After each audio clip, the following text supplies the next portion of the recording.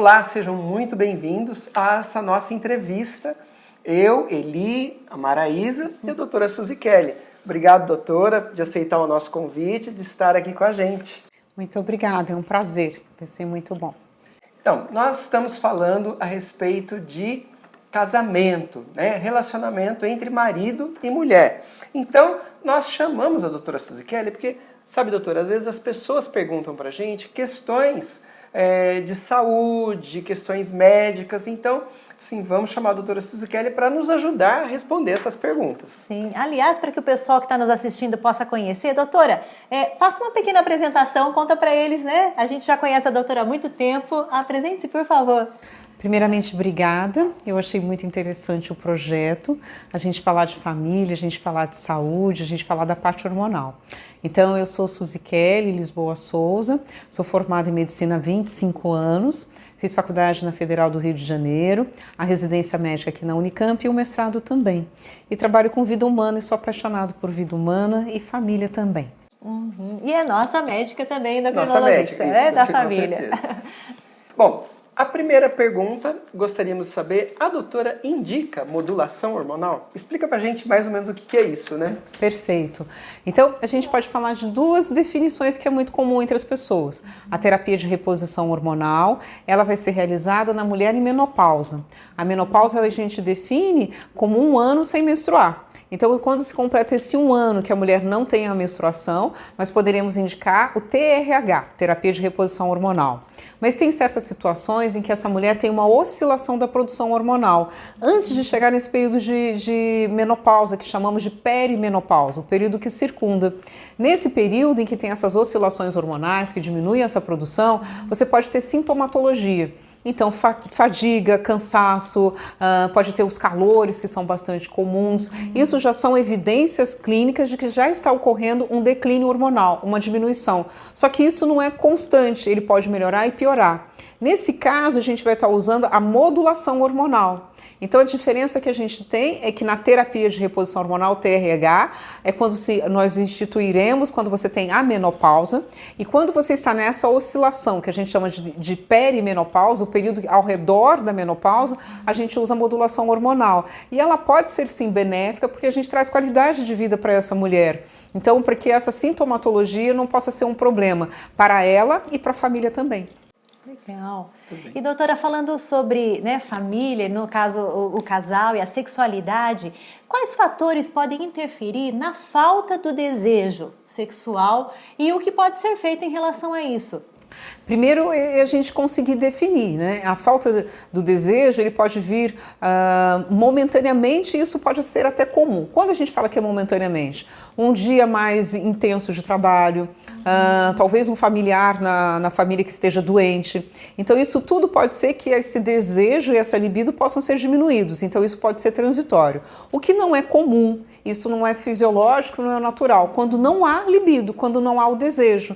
Então, isso teremos que a gente pesquisar, avaliar, diagnosticar causas que a gente pode falar da psique, então, que possam estar relacionados com ansiedade, com depressão, o próprio estresse pode ser colocado. Então, são essas causas que a gente pode chamar de psicológica, temos que fazer investigação. As causas físicas, né? Então, vimos esse período de pós-pandemia, que isso pode impactar.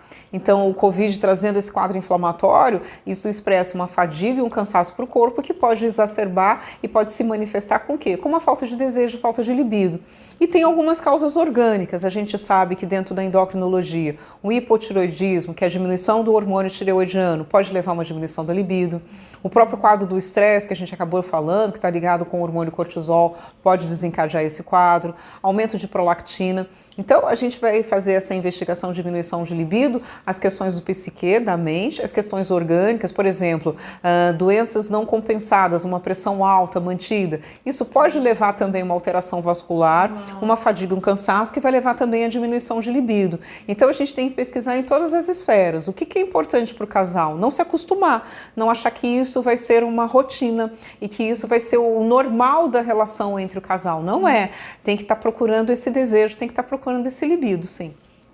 Legal. A doutora falou sobre ansiedade, depressão e alguma coisa assim que a gente estava pensando. E a relação de hormônios interfere muito nessa questão de ansiedade e depressão? Pode. Então, se a gente fala ansiedade, é como se a gente tivesse... vamos colocar sobre exemplos que eu acho que fica mais fácil. É a mesma coisa de eu estar numa rodovia que é 120 por hora e eu estou andando a 200. Isso provoca uma fadiga, isso provoca um cansaço, que eu estou numa velocidade muito alta. Então, hoje, infelizmente, é muito comum a gente falar sobre esses casos de ansiedade. É uma falta de concentração em si mesmo. Que isso também pode ser exacerbado por algumas alterações ambientais, o trabalho dessa pessoa, como ela se relaciona consigo mesmo, e isso também pode repercutir por um hormônio. Uma pessoa ansiosa, ela pode fazer aumento de cortisol, que é o hormônio do estresse. E esse cortisol é um bom hormônio, mas tudo na endocrinologia, tudo que fica além daquilo que é o valor de referência vai ocasionar transtorno. Então, o excesso do cortisol pode fazer um gatilho, por exemplo, para uma ansiedade. Então é importante que a gente tenha isso muito em mente. Vamos trazer para uma situação fisiológica que é a adolescência. A criança que está começando a passar por esse processo de puberdade, que é o início do desenvolvimento, tanto da questão que a gente fala hormonal, da questão física, o músculo, como a gente pode estar falando. Nesse momento a gente pode ter uma ansiedade boa, que é essa ansiedade provocada por esse aumento de hormônios, uma latência hormonal e de repente começa a ter essa produção hormonal. Então a gente fala que é o ímpeto da criança, o ímpeto do adolescente, está tudo relacionado com essa velocidade que aumentou. E como ele não sabe como, às vezes, trabalhar com essa velocidade, pode desencadear um quadro de ansiedade, que pode ser minimizado. A gente falou agora da criança, do adolescente, melhor dizendo, mas que também na idade adulta pode ser equilibrado, balanceado com uma caminhada. Então, a gente usar também uma outra artifício, não só farmacológico, mas pode ser uma atividade física para minimizar, para baixar esse cortisol. E você abaixa a ansiedade também. Então, tem vários aspectos. Os hormônios podem fazer esse gatilho para um quadro de ansiedade. E o contrário, por exemplo, o indivíduo com hipotireoidismo. Como a gente falou, o hipotireoidismo é baixa produção do hormônio tireoidiano. Ele pode também ter um quadro muito semelhante, como se fosse uma depressão. Ele tem um quadro de tristeza, de um desânimo. Então, isso tudo também pode repercutir para um quadro que vai ser de baixa de libido. Então, aquilo que comentamos, a gente vai ter que ver todas as razões, todas as causas, para a gente poder definir. Mas existe uma razão, existe uma causa. Isso que é importante a gente colocar. Não deixar para lá, né, doutora? Isso, exatamente. É importante ter esse movimento que eu sempre digo, né? O corpo humano é perfeito, a mente humana é perfeita. E a gente tem que estar procurando essa perfeição. Talvez a gente possa falar assim, mas não é soberba a gente falar de perfeição? Eu falo que assim, vindo da nossa origem como filhos de Deus, não é soberba. E a gente tem que estar procurando sim essa perfeição, esse bem-estar. A Bíblia fala sede perfeitos. Sim, é palavra, a gente tem que estar buscando isso. E não de uma forma minimizada, muito pelo contrário. Sim, com certeza. E a doutora citou essa questão da menopausa para a mulher. A doutora poderia abordar para a gente um pouquinho o que a mulher deveria fazer na menopausa e também para se preparar para ela? Perfeito, perfeito. Eu sempre digo que a menopausa é como se fosse uma viagem. Todas nós mulheres sabemos que iremos passar pela menopausa. Isso é fato. A gente vai ter a primeira menstruação, o período que a gente fala, que é do ciclo reprodutivo, que é caracterizado pela menstruação, e a gente sabe também que esse ovário ele vai entrar em falência, que chamamos de menopausa. E isso é perfeito. Quanto mais essa mulher se cuidar no período de menacme, no período de menstruação, mais ela vai ter uma menopausa mais tranquila.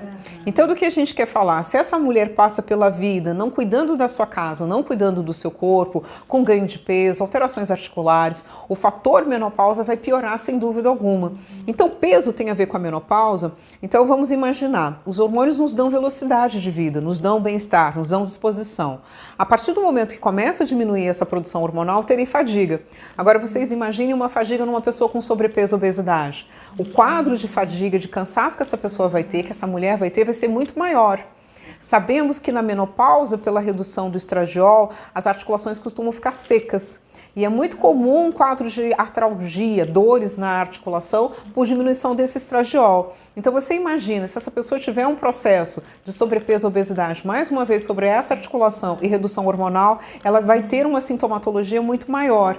Então isso é perfeito. A conotação de saúde vai ter que ser feita em todos os momentos. Então nesse momento da vida adulta dessa mulher vai ter que ter essa conotação. O que ela come, o que ela faz de atividade física, para que ela possa ter uma boa produção hormonal. Então, se eu tenho uma alimentação saudável, o meu ovário vai funcionar melhor. Ele continua mantendo uma produção hormonal adequada. E o contrário também pode ser verdadeiro. Então, são os três pilares. Antes de falarmos de vamos indicar um hormônio, a gente vai indicar uma boa alimentação.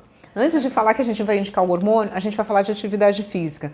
E aí eu vou falar que o terceiro lugar vai ser esse equilíbrio hormonal, mas a prescrição não é o primeiro lugar. O primeiro lugar é arrumar essa casa mental, que a gente falou, ansiedade, como a gente trabalha com essas questões do nosso emocional. O segundo lugar é trabalhar com o corpo físico. E o terceiro, sem dúvida alguma, que é a parte da endócrino. Ótimo.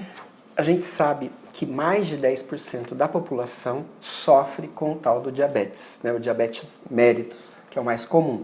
E um dos problemas, quando a pessoa não está compensada, quando ela está descontrolada do diabetes, é a impotência sexual masculina. E feminina também. Pode repercutir também. Também na mulher, né? Uhum. Então, como a gente lida com isso, né? Fala um pouquinho dessas consequências e como que a gente consegue reverter essa situação. Sem dúvida. Então, o diabetes é caracterizado por um aumento da glicemia, um aumento do açúcar no sangue e permanente, né? Então, quando esse sangue fica com esse excesso de açúcar, a gente costuma falar que é um sangue açucarado. Esse açucarado, ele vai repercutir por todos os órgãos por onde passa esse sangue. Então, no olho, então pode desencadear o que a gente chama de retinopatia, porque o nosso sangue não pode estar com esse açúcar, com essa glicose, com essa glicemia excessiva. Então, repercute para o olho, ele pode ter repercussão para o coração, as doenças cardíacas são muito mais comuns no paciente diabético. Mas uma coisa que você falou que é muito importante ali, não é o diabetes, é o mau controle do diabetes. E eu costumo falar que diabetes é um acordo entre cavalheiros. Se você respeita a doença respeita você. Se você não respeitar a doença agride o paciente.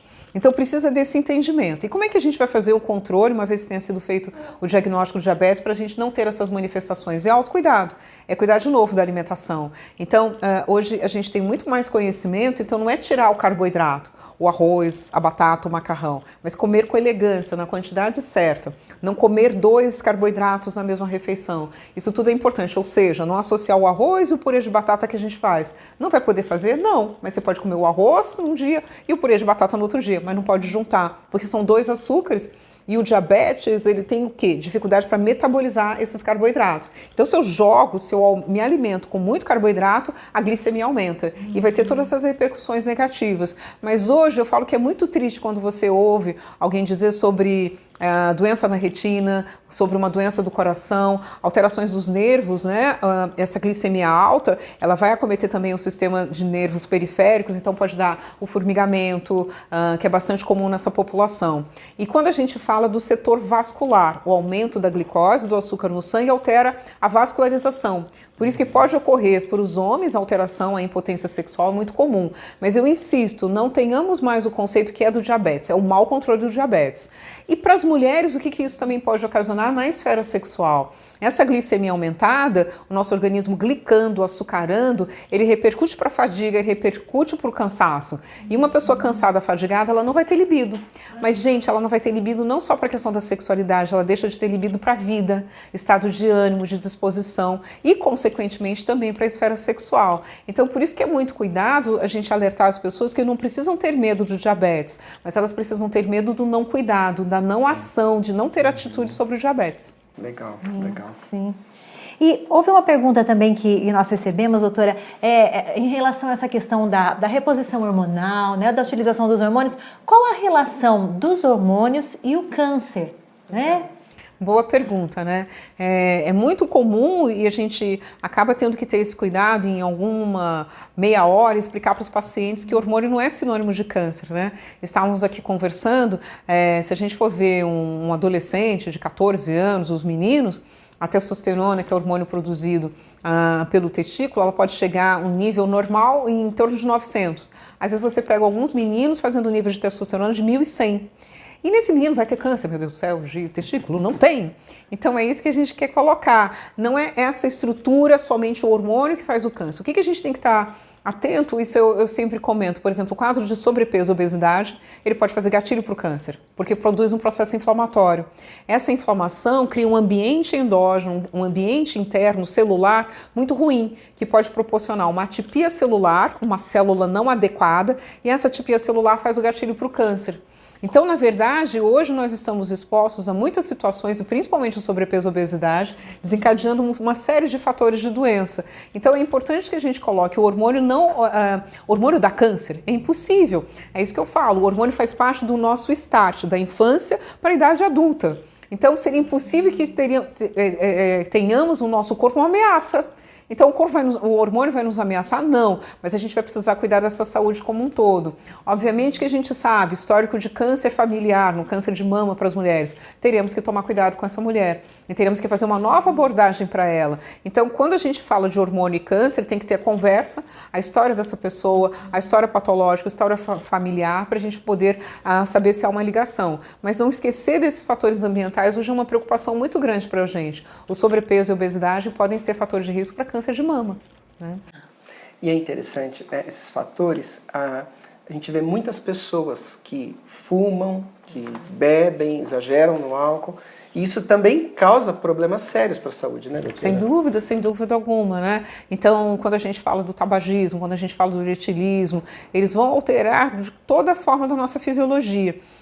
A gente costuma falar, mas é somente uma bebida casual, ou somente uma bebida para um happy hour. Dependendo da quantidade que essa pessoa faça, às vezes ela treinou de manhã na academia e quando ela pensa desse álcool, ela acaba fazendo o quê? Dificuldade para fazer esse ganho de massa muscular. Então o álcool ele tem um efeito muito deletério. O álcool pode ter um efeito deletério, um efeito ruim também para a questão do peso. 1 grama de gordura são 9 quilocalorias e 1 grama de álcool são 7. Então, dependendo daquilo que essa pessoa esteja consumindo de álcool, ela pode atrapalhar e desencadear um quadro também de sobrepeso e obesidade. O álcool também pode atrapalhar nessa esfera sexual, porque se a gente está falando na endocrinologia, um fator vai desencadeando vários outros fatores, é um efeito dominó. Então, o indivíduo bebe a mais, aumenta a taxa de gordura, que pode desencadear o quê? Uma alteração dessa produção hormonal. Então, casos de sobrepeso e obesidade podem estar relacionados com uma alteração da produção hormonal que vai baixar a libido. Então, todo interligados, né? Eles não são separados. Então, quando a gente vai falar da questão da libido, como dissemos antes, a gente vai falar de vários outros fatores, até dessa psique, até sobre esse aspecto. Mas o álcool, sem dúvida alguma, é um dos fatores que nos preocupam, assim como o tabagismo também é um dos fatores que nos preocupam. No tabagismo, a gente tem um fenômeno bioquímico de vasoconstrição. O que é vasoconstrição? Não tem uma circulação adequada. E se eu não tenho uma circulação adequada para os homens, pode desencadear problemas relacionados até com dificuldade de ereção, por um problema vascular desencadeado pelo tabagismo. Uau! E essa vasoconstrição atrapalha muito a gengiva. Para você, né? sim. Os dentistas, né? Isso é terrível para a gengiva. E há uma pergunta também, doutora, na relação entre essa questão da reposição hormonal, na questão da menopausa e a osteoporose, que muitas mulheres acabam, né, se preocupando com isso e às vezes sofrem muito com isso. Sim, a osteoporose é uma situação que a gente fala, o osso poroso. E esse osso, quando ele vai chegando num estado de porosidade, digamos assim, a gente tem muito maior risco de fraturas. E essas fraturas acontecem até numa situação que a gente fala de mulheres de 50 anos, às vezes fratura, inclusive nas mãos, na região que a gente fala de rádio una, pode ser comum. A gente fala muito de osteoporose ligada à coluna lombar e à região do fêmur, mas ela pode estar ligada também à rádio una, ossos da mão.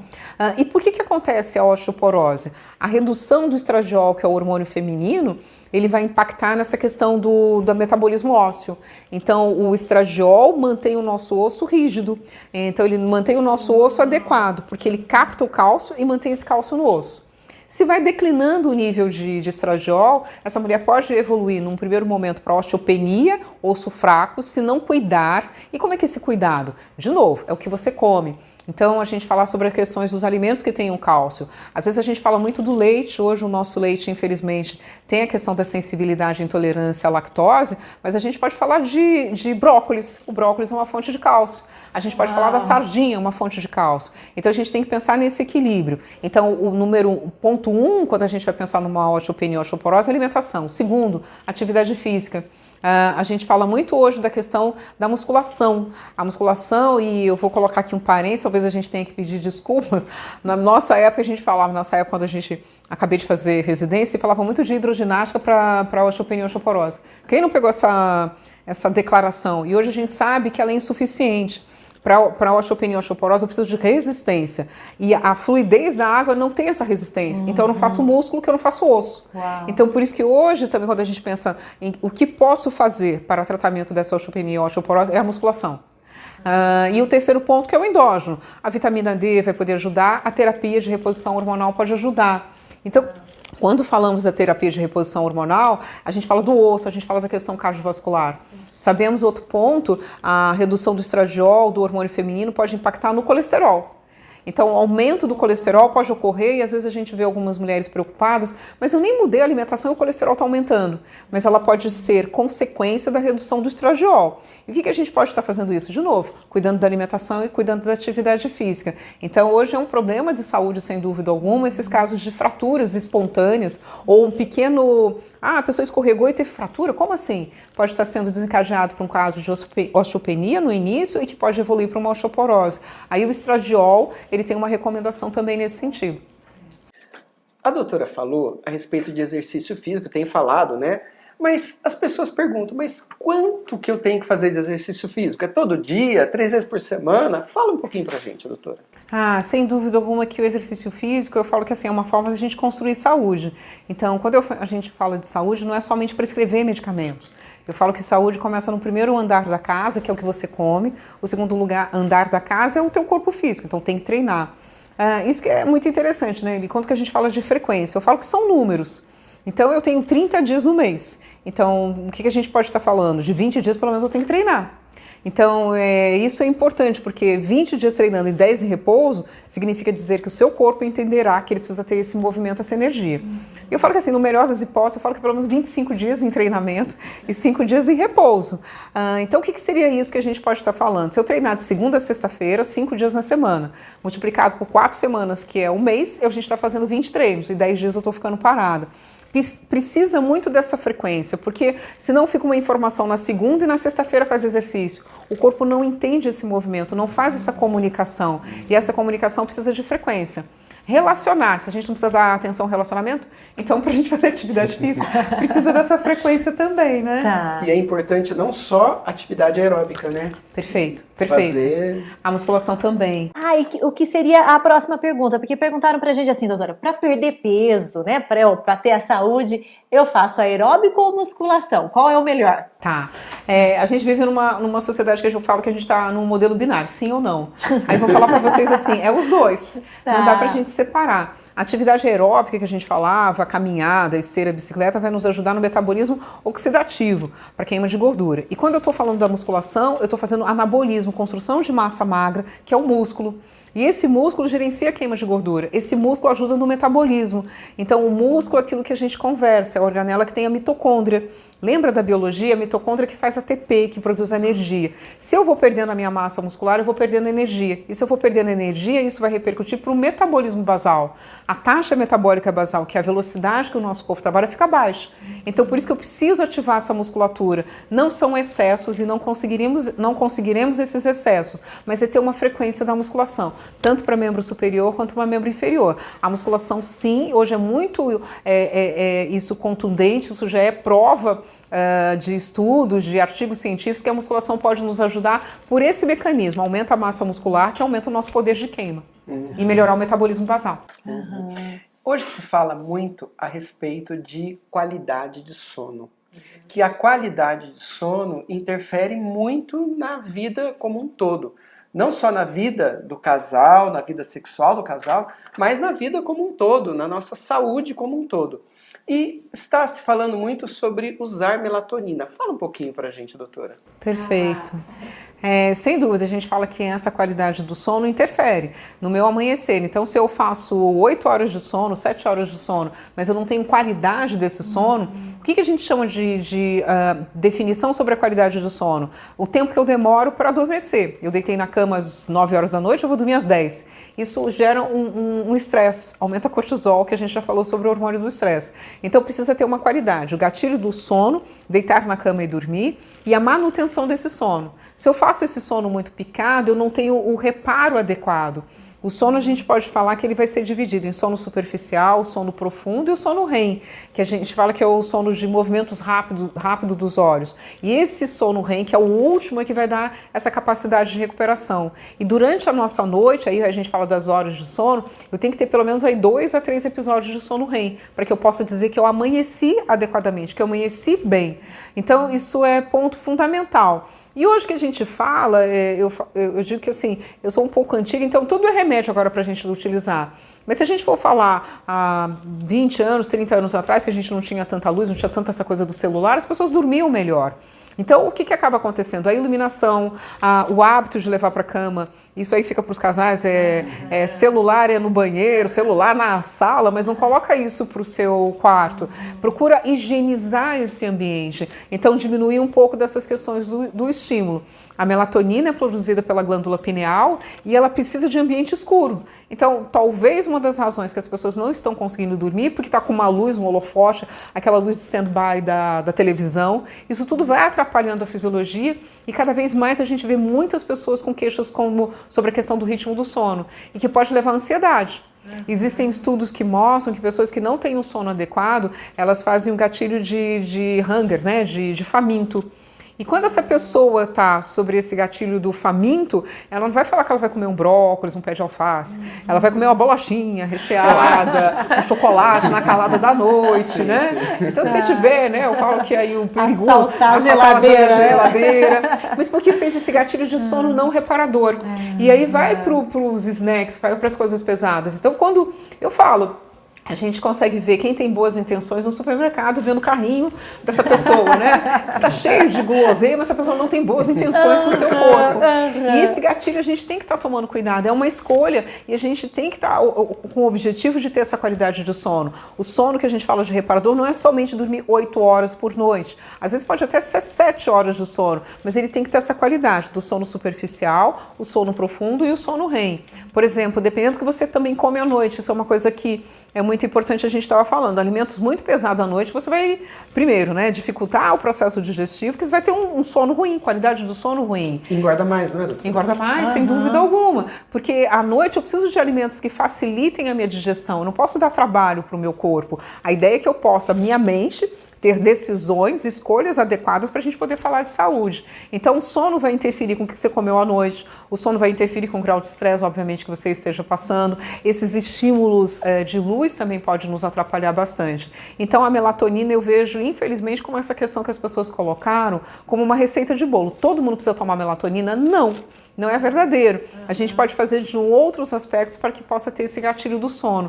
Mas a questão sono, até a USP, ela já coloca como patologia. Esse hábito de usar o celular a todo momento já tem até código de doença por esse aspecto, né? Uau, fica a dica então, gente. Nada de levar celular lá pro quarto, né? Sim, isso mesmo. A gente já fez isso. Que Deixamos bom. o celular fora do quarto. É regra pra nós. Isso, precisa ter essa regra. Sim, isso é regra de saúde, isso é regra de bem-estar, né? As pessoas, às vezes a gente vê alguns restaurantes, as pessoas estão no celular, mas não estão se comunicando, conversando. Sim, que triste. Precisa ter essa comunicação, né? Sim. E esse olhar é importante. E nós falamos um pouquinho, a doutora explicou sobre a parte da menopausa, né, para as mulheres.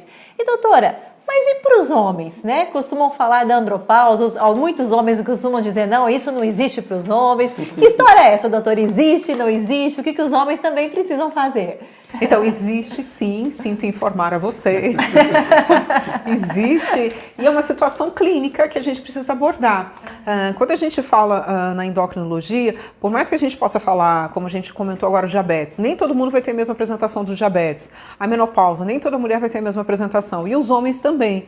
O que precisamos? A gente ter um olhar mais aguçado. Às vezes a andropausa, a virinopausa também como é definida, ela pode vir por um cansaço, uma sudorese noturna, ela pode vir também com uma dificuldade de armazenamento de informações, então alterações de memória podem estar relacionadas. Então a gama, o leque de possibilidades clínicas são muito altas, então por isso que cada vez a gente fazendo um diagnóstico adequado, com uma anamnese adequada, a gente pode informar sobre esse aspecto. Então a gente vai ter a clínica, a queixa clínica desse paciente e o laboratorial que vai nos definir também.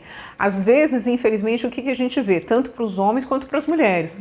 A andropausa vindo de uma forma um pouco mais precoce e a menopausa, infelizmente, a gente tem falado, às vezes de mulheres com idade de 40 anos de idade falando de menopausa. Por que isso tem acontecido, Suzy? Porque a gente está vivendo num ambiente hostil, num ambiente patológico, alimentação ruim, o sono que a gente acabou de falar ruim. Então isso tudo pode dificultar uma produção hormonal adequada, uma produção hormonal fisiológica e antecipando esse quadro que a gente está falando, ou da andropausa ou da menopausa também. Mas todos têm como cuidar, todos têm como a gente poder tratar. Bom, agora muitos casais perguntam para a gente sobre os anticoncepcionais. Os riscos, os benefícios, como é a opinião da doutora sobre os anticoncepcionais? Cuidado. Precisa ter cuidado, né? Precisa ter cuidado sobre a questão da indicação. O que a gente pode estar falando hoje numa evolução dos últimos 30 anos? Os anticoncepcionais, cada vez mais, a indústria tem colocado uma menor dose para que possa fazer o ciclo anovulatório, ou seja, para que essa mulher não engravide, não tenha liberação do óvulo. Então, hoje a gente vê um cenário um pouco melhor. A gente vê alguns anticoncepcionais que são compostos apenas de um hormônio, mais de progesterona, que faz a segunda fase do ciclo. Antigamente, nós tínhamos anticoncepcionais baseados em estradiol e progesterona. E altas doses. O estradiol pode desencadear fenômenos vasculares, que era a nossa grande preocupação, fenômenos de trombose. Então, por isso que a indústria começou a diminuir o nível de estradiol e aumentar a progesterona, norgesterona, que são outras formas de progesterona que possam nos ajudar. Então, o que eu falo que, primeiro, é o autoconhecimento dessa mulher, saber do seu ciclo hormonal. Infelizmente, a gente, hoje, pela modernidade, talvez, mas eu não sei se é modernidade, as pessoas nem conhecem o seu ciclo, quando estão ovulando. Então, isso tudo é importante ela ter um autoconhecimento. E quando for necessário, por questões até mesmo de saúde. Às vezes, por exemplo, nós temos algumas mulheres que têm um sangramento menstrual muito intenso. Essas mulheres chegam a fazer até quadro de anemia, por perder um volume de sangue muito importante. Então, às vezes, pode ser até uma indicação, até a gente organizar essa casa hormonal, o anticoncepcional.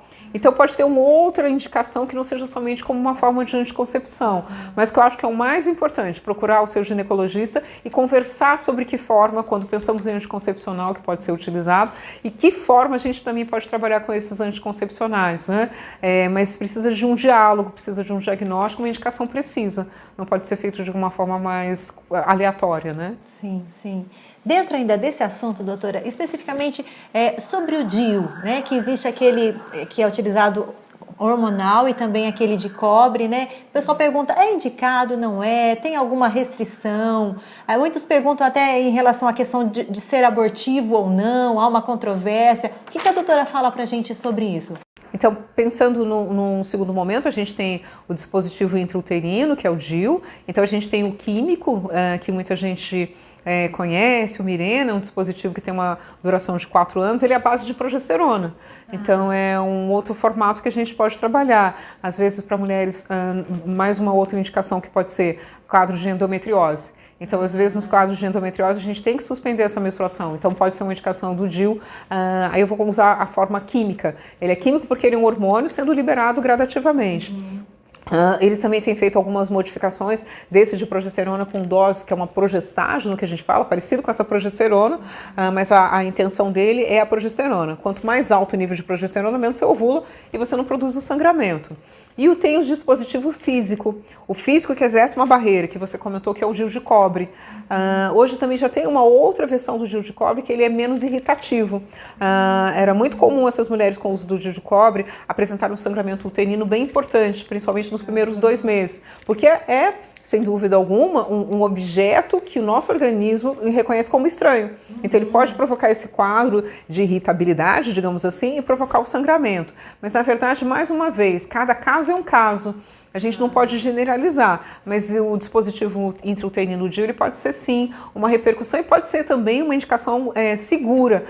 Hoje em dia a gente pode estar falando da anatomia dessa mulher de novo, a gente falando de individualidade, sobre o DIU, no caso do Mirena, existe uma questão anatômica que a gente vai falar, essa mulher pode utilizar ou não pode utilizar. Então são várias informações, são vários quesitos que a gente pode estar falando do DIU, mas ele pode ser sim considerado como uma boa forma de escolha também. Tá bom.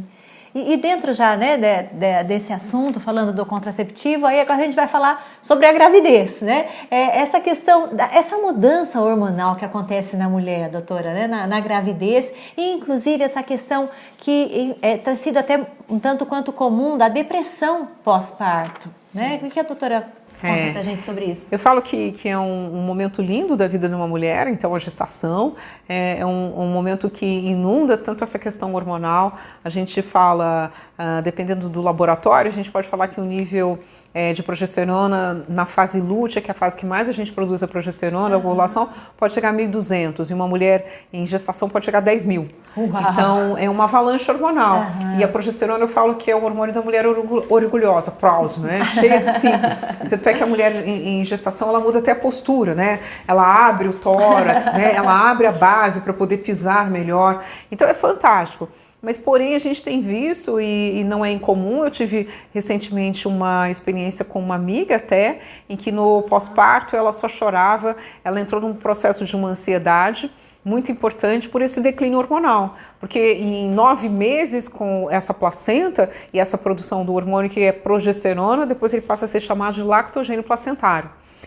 Esse hormônio, ele mantém o bebê preso à parede uterina e ele ficou durante 9 meses em uma produção absoluta, em uma produção plena, e de uma hora para outra reduzir esses níveis, infelizmente, como eu falei, a progesterona tem essa ação de progestar, gestar, esse orgulho, e quando reduz, essa mulher realmente às vezes ela fica desamparada do ponto de vista hormonal e ela pode ter sintomatologia, até de quadro de ansiedade num primeiro momento.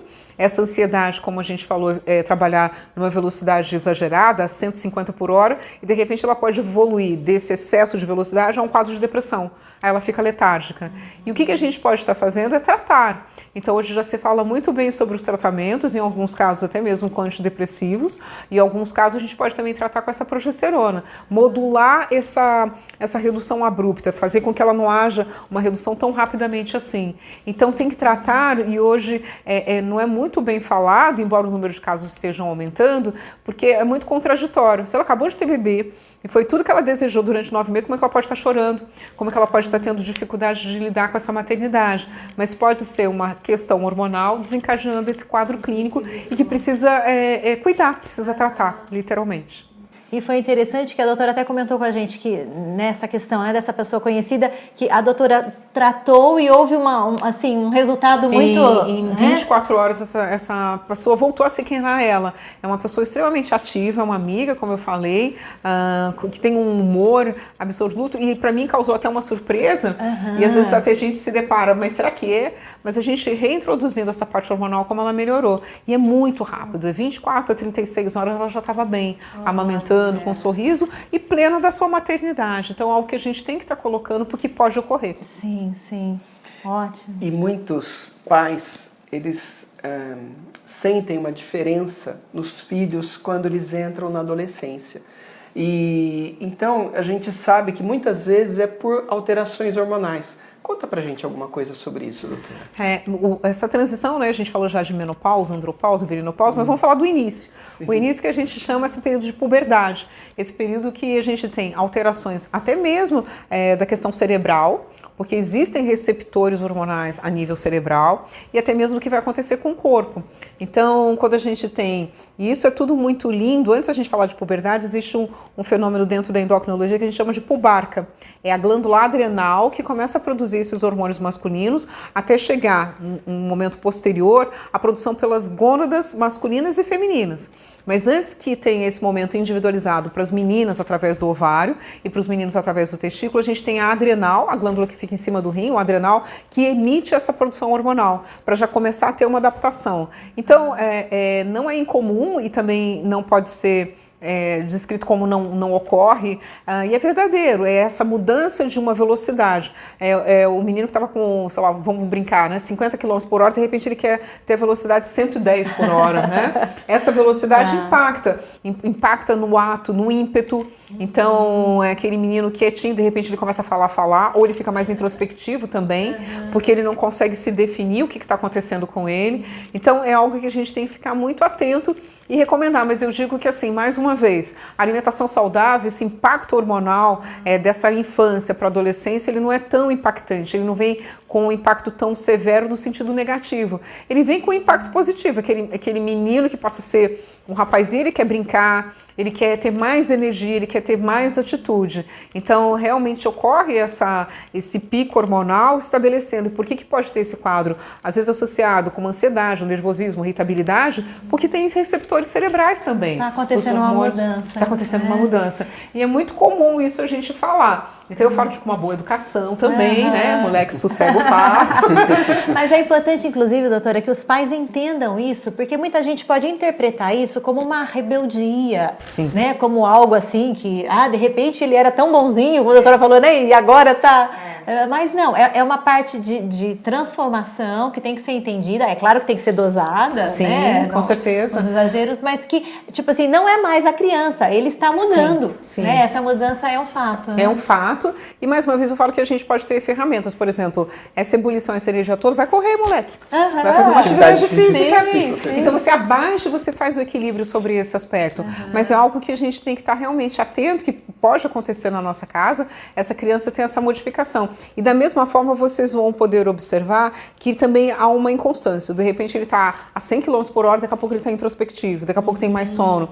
Porque não é tão lindo essa parte, porque não acontece de uma hora para outra. Ela vai dando informações físicas, altura, estatura. Esse menino que antes tinha somente... Quando a gente está falando do crescimento, quem comanda o crescimento é o hormônio do crescimento, o growth, crescer.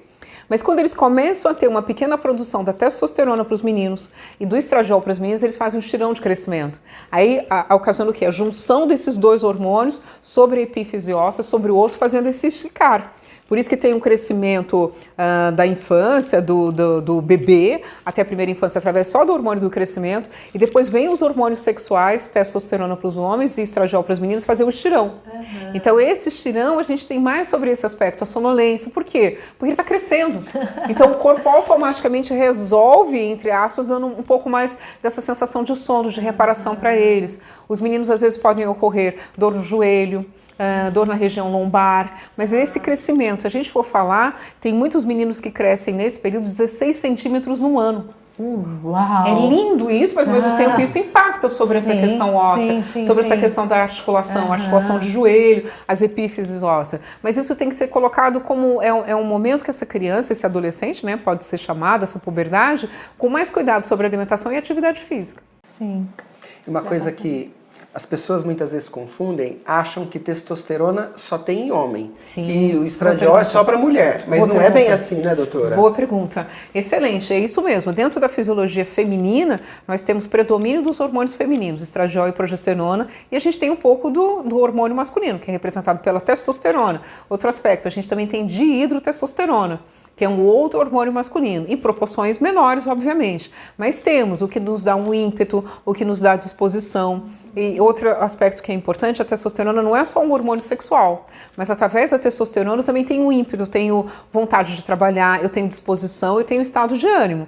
Tanto é que algumas mulheres, quando vão evoluindo nesse período de perimenopausa, essa oscilação e diminuição da testosterona pode apresentar sinais e sintomas muito parecidos com uma depressão, e não é. Às vezes melhora essa testosterona, melhora esse ambiente para ela exógeno e endógeno, e ela melhora.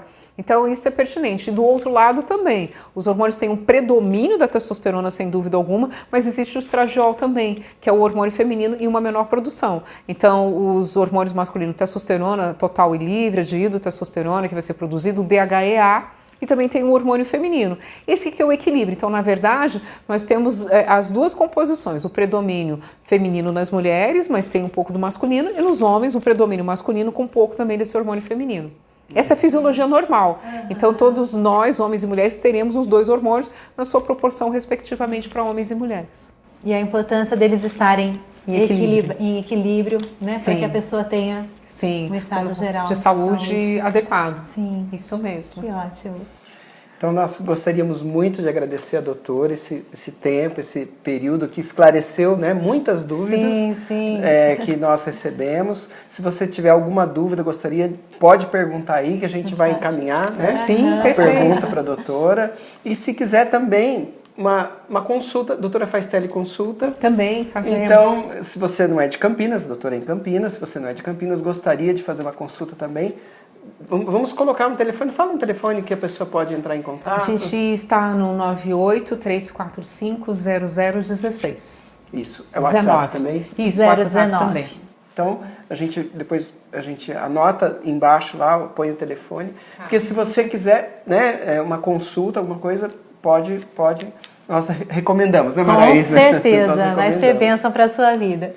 E meu muito obrigada, eu espero que tenha sido proveitoso esse bate-papo, essa conversa. A saúde não pode ser algo que seja difícil, ela está muito de fácil acesso, muito pelo contrário. E essa conversa fica muito mais fácil o entendimento e a gente fazer uma programação. Eu falo que o corpo humano é uma empresa e tem que ter programação. Períodos de trabalho, períodos de descanso, períodos de oração, períodos de agradecer, porque a gente tem uma saúde plena e perfeita. Então tem que agradecer, não judia do seu corpo, porque tem gente lá em cima que não gosta. Isso aí. Então, Deus abençoe a sua vida. Muito obrigado, doutora. Obrigada, doutora.